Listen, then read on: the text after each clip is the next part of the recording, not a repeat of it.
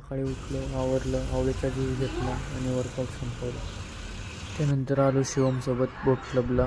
K4ची practice पाहिली. मग आम्ही आलो मोरया मंदिरामध्ये.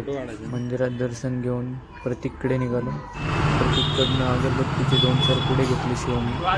मग आलो आम्ही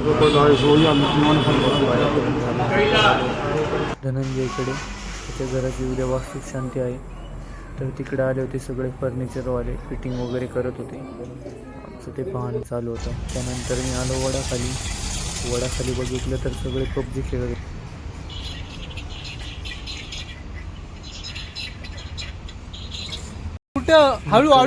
आला जीवासोबत टाइमपास केला. आभी आल्यावर तो एवढा घाबरून पळून गेला की परत काय आलाच नाही. त्यानंतर परत थोड्या वेळाने जमीच्या घरी गेलो.